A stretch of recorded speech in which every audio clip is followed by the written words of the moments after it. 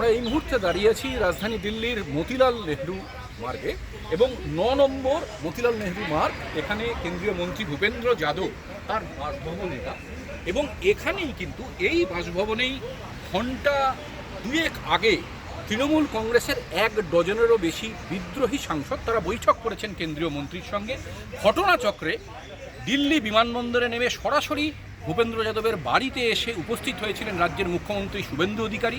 BJP সূত্রে দাবি করা হচ্ছে, যখন তৃণমূলের বিদ্রোহী সাংসদরা কেন্দ্রীয় মন্ত্রীর সঙ্গে বৈঠক করছিলেন সেই সময় সেখানে উপস্থিত ছিলেন রাজ্যের মুখ্যমন্ত্রী শুভেন্দু অধিকারীও। আধ ঘন্টা পরে তিনি এই বাসভবন থেকে বেরিয়ে চলে যান সরকারি কর্মসূচিতে। তারপরেও বেশ কিছুক্ষণ তৃণমূলের বিদ্রোহী সাংসদরা উপস্থিত ছিলেন কেন্দ্রীয় মন্ত্রীর সঙ্গে। কি আলোচনা হয়েছে সেই বিষয়ে সরাসরি কিছুই বলা হচ্ছে না বিজেপির তরফে। তবে বিজেপি সূত্রে দাবি করা হয়েছে যে তৃণমূল কংগ্রেসের সংসদীয় দলের ভাঙন কিন্তু এই মুহূর্তে সম্পূর্ণ হয়ে গেছে।